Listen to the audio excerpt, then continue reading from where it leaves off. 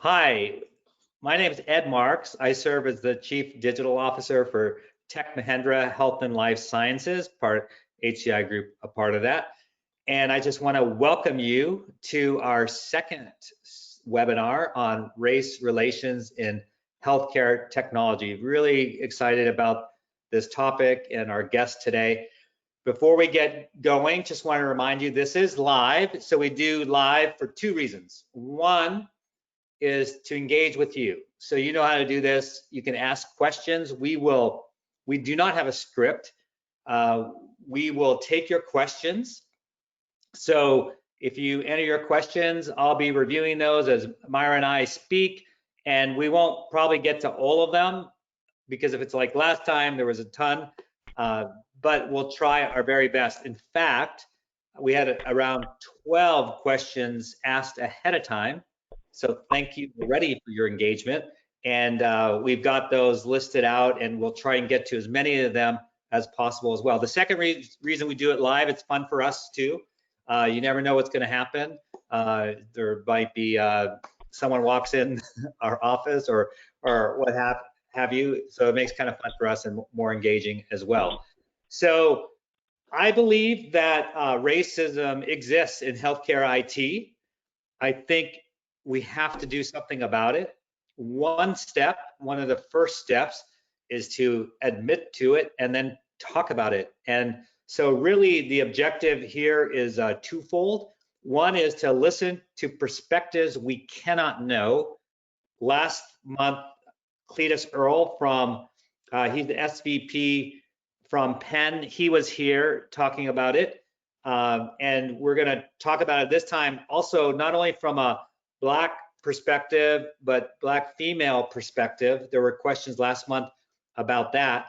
And so we just wanna have real dialogue, as comfortable or uncomfortable as it might be. Because like I was sharing with Myra when we were getting ready for today, many people, we have an unconscious bias. So I thought I was pretty chill. And then I read this book called Blind Spots and some other things. And I was like clear that I had biases in my own life. And I figured if I do, probably many other people do as well. So we just have to be honest about it.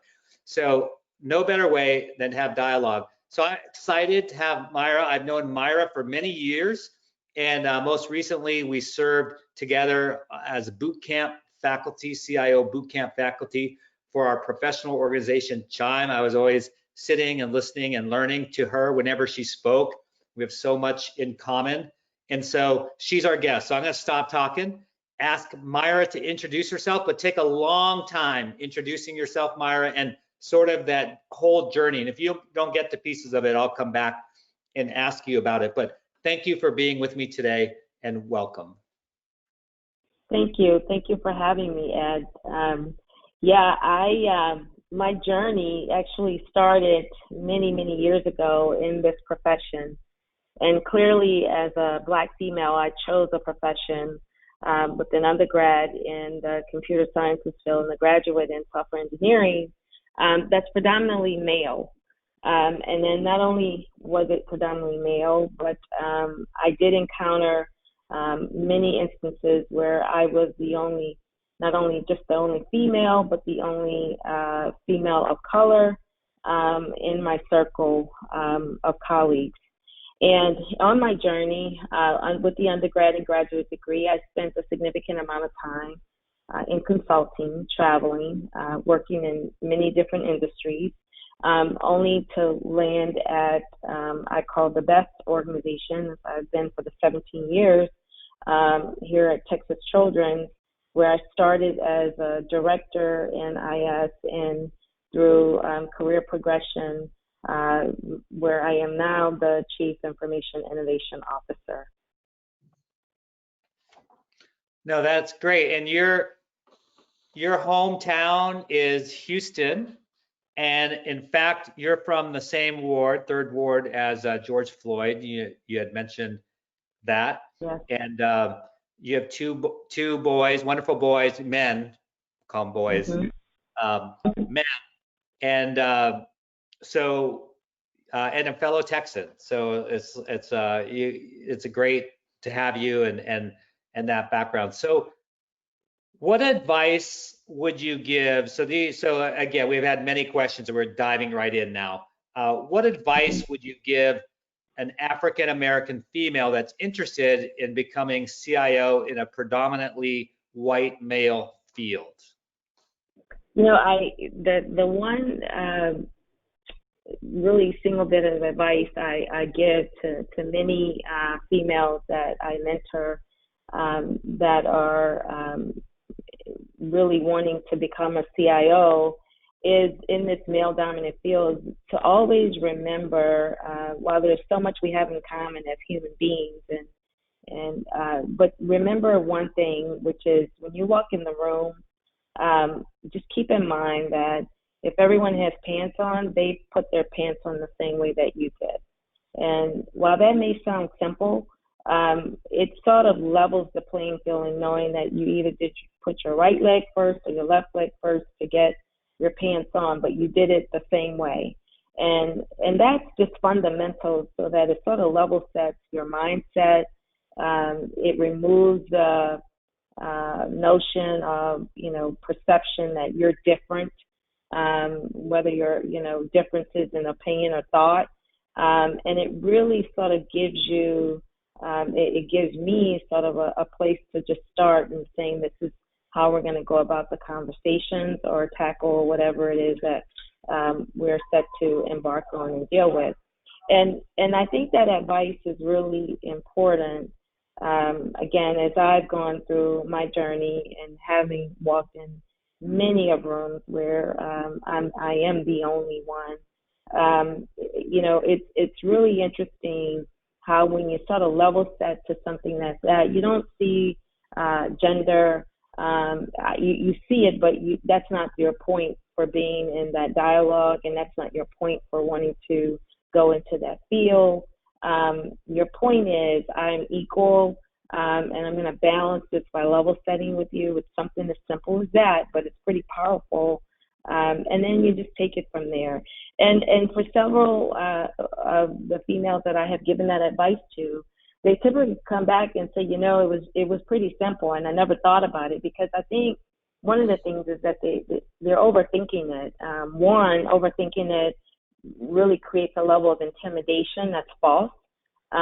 It creates fear that's unwarranted, and it sort of removes your ability to just go and show your talent. So that's why I impress upon them to just think about it in simple terms. Is you put your pants on the same way I do. Yeah, that's great. You mentioned, Myra, you mentioned the word mentoring, and that was another question that we had. And that is, what are recommendations for finding mentors specifically, though, when it's related to race and trying to overcome some of the disparities that might exist, do exist in healthcare tech? So, yeah, what would you recommend for that? How to find a mentor to help? Well, I think one, when you're really looking for a mentor, my experience has been, I'm not looking for someone who thinks like Myra. I'm not looking for someone who's really been on the same trajectory as Myra. I'm looking for someone that's very different than Myra. That makes me uncomfortable. That's intentional. That makes me want to become vulnerable and acknowledging what I don't know. That's intentional. So I think when you're seeking a mentor, it's really important to seek mentorship from those that are very different than you, so that actually it's a bi-directional learning experience, whether you can believe it or not. And so many of my mentors have been males, not many females, primarily males, and in quite a few cases they've been white males. Just to again, it's a level of vulnerability that we both are open to sharing, and it's also an opportunity for both of us to sort of learn from each other, and I think that's been very invaluable. Yeah, and I would sort of take what you said, Myra, and part of it and flip it, and I make this challenge to my non-Black colleagues, and that is have your next mentor be someone of color. So to your point, it's boring if it's people like you. As great as we might think we are, it's boring. There's great things to be learned in diversity. So I always say this anyways, is like go find a mentor that doesn't look like you. And I think that'll really help you as well. So that's my point there. And something else that you said, so I'm going to steer us this direction, is talking about sort of the diversity and people not like you. So talk about like the power of teams. What have you seen in the, I don't want to lead you to an answer, so try to figure out exactly how to ask this, but how have you seen diversity work in the workplace that actually lifts you higher than had you not been diverse? I mean, and are you intentional about it?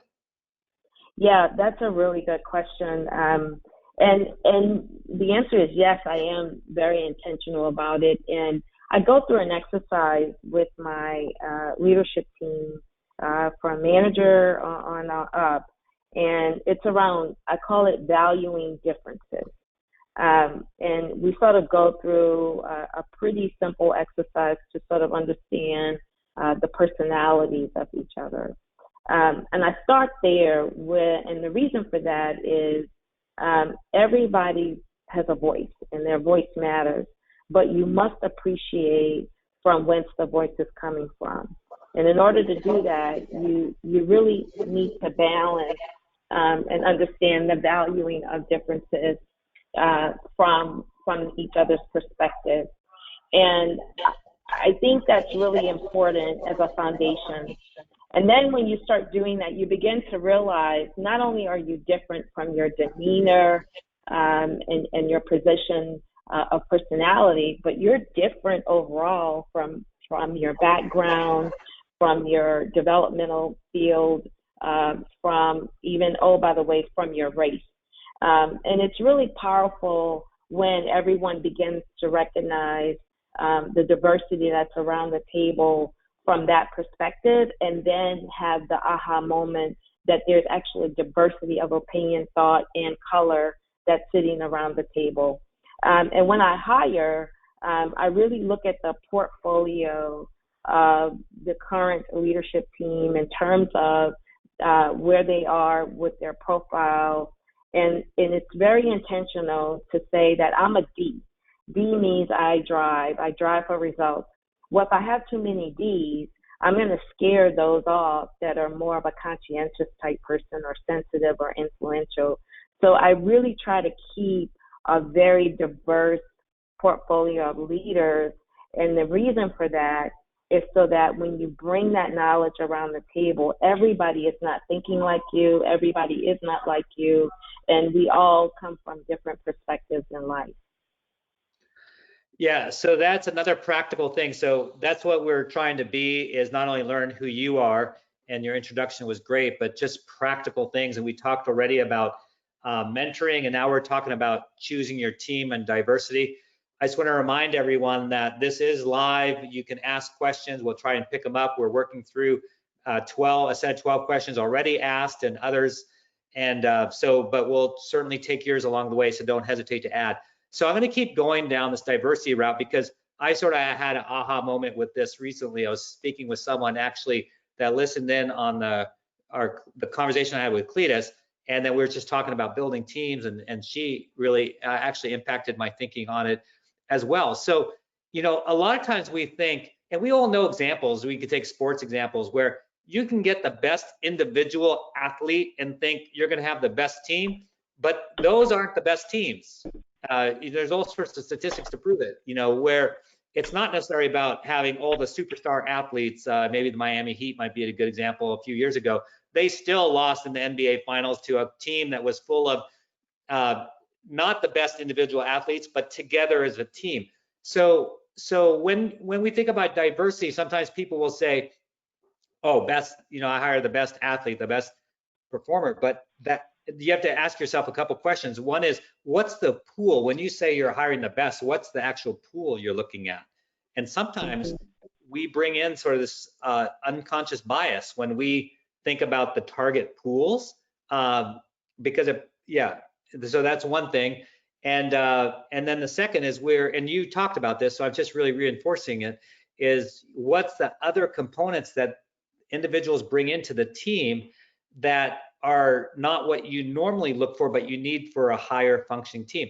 And then those teams tend to have better results than those where the individual players maybe look better on paper, but they don't function well as a team. Mm-hmm. Any thoughts around that? Yeah, no, you touched on it. And again, I not thinking about it like a sports team, but essentially that is my team, and it's almost 40 leaders in total.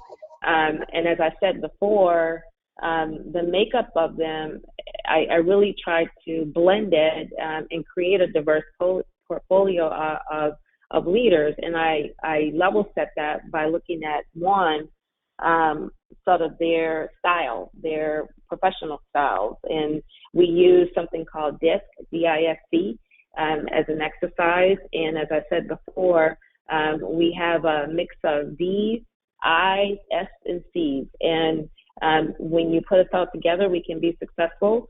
I have experience, and just to share a lesson learned, I had an experience where my more immediate leaders were D's, and it became apparent that the teams under us were very frightened of us and fearful to tell the truth, because D's have a tendency to just drive for results, give me the facts, let's go. And there's not a lot of tolerance for patience, for excuses, etc. Well, it's perceived excuses, but D's also have a tendency to not listen. Being someone that's a D, I can speak clearly because this is a lesson that I personally learned around that. So in order to not walk around being perceived as a leader who teams are fearful of, it was very important to me to understand my style and how it may have been perceived and was being perceived, and what is it that I needed to do. I needed to make some changes. And so really diversifying the portfolio with that DISC model has helped significantly. But back to race, I want to, some may be saying, well, how does this all tie to race? Well, it does. It is having an unconscious bias if I chose to highlight and hire just everybody that's a D because they're driving for results. And yes, that's what you ultimately want. Is it a lot of work to hire others that are not your style? Yes, it is. But that's where the vulnerability comes in. And I drive that back to race. If you're going to hire everyone that looks like you, that's a pretty easy job. But if you force yourself to step back and understand the style and the races that you're hiring, that's where the value comes in. That's where the richness comes in. That's where the fulfillment comes in as a leader, is when you create that diverse group of leaders amongst yourself. Yeah, agree. So what are some practical things? So I had one question, and there were several around this theme, but I was just thinking about movies. I don't know if the movie was called Switch, and let's just say you and I switched places. And what would you want? What would you want white male leaders in healthcare IT to know that they probably don't know? And yeah, let's start with that, and then I've got a follow-on question. As it relates to race? Yeah, as it relates to race, because presumably I would have very little idea, other than just some idea. That's a really good question. I'll use the George Floyd incident and as an example, and being a mother of two Black young men. When that happened, as a professional, I went into the workplace and but I was hurting. I was hurting. I was tired, and I was scared. Having two young men who are, very independent and go out their every day to do whatever it is they need to do. There was a level of fear that sat up on me that no one really knew or understood or knew at the time. And I think if we switched, I would say when this happens again, whether it's your Black female colleague or your Black male colleague, it's okay to ask the question in an incident as egregious as that, to say, how are you feeling? Or just a statement, I don't know what to say, but I can't even imagine how you're feeling. I've said, just crack that door and acknowledge that something wasn't right there, and that's around humanity, to a person of color that looked like me. I think just opening the door to having a conversation like that, that goes a long way. That's very much appreciated. Yeah, no, that's good, because you're right. I would have no clue. Intellectually, all of us have some capability, but in practical terms, no clue. So that's another good piece of advice. What are some tangible things that we can all do? We talked about a few, right? Hiring purposefully for diversity. We talked about the good reasons why to do that. And what are some other things, Myra? Can you think of other things we can do to help but help close that gap? I appreciate what you're doing now, which is actually talking about it. I commend you and your organization for having this webinar, for talking to Cletus and myself. I commend all those that took the time to dial in, to learn, to listen, curiosity, etc. I think that's step one, just having a conversation. Step two is, if you do nothing else, and I share this with my white colleagues all the time, is go and seek to understand. Sit in the moment. And what I mean by that is look for context, look for information, read, get facts. This has been going on for 400 years. You're not going to learn by one incident why we're hurting so much. You're not going to learn by one incident why there's so much frustration and anger. You're not going to learn by reading something that's in Twitter. You're not going to. So seek context and seek to understand. In order for us to make this change where we're continuing to have this dialogue, as you have opened this door, it's going to have to come from the level of understanding. As you said, I can't begin to understand. So I think that's really important, and it doesn't take a lot of time, but it's so powerful if it's done. Yeah, that's good. And there's simple things too. Like I was listening, actually when I was running today, I was listening to Oprah Winfrey has a great podcast series. And on it today, I don't know if it was actually today when it was recorded, but the one I listened to today had Malcolm Gladwell, who I just love. He's a New York Times reporter, but since written a lot of books.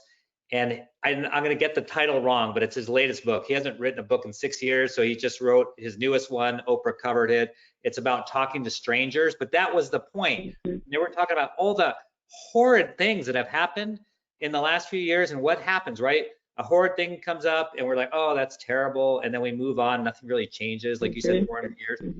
And he uses some science and a lot of story to show you how all that unconscious bias and conscious bias and different things. And it was very thought-provoking. So I would encourage people to listen, but just listen to other voices. So listen to other music, get engaged in other cultures. I think there's so many easy things, and they're fun and enjoyable. It's not like everything has to be hard.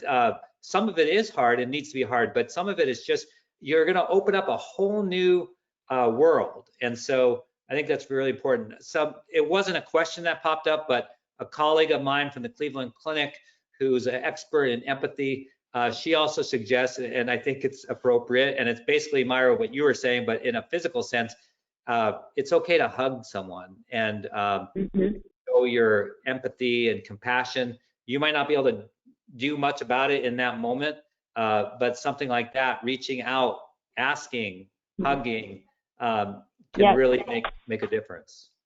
Yeah, can I speak to that a little bit too? I think, with the empathy component, I think it's really important to emphasize that it's not an empathy of feeling sorry for Black race. No one wants anyone to feel sorry for them. It's an empathy of seeking to understand. I think that's really important. And when I say and there's never a bad time.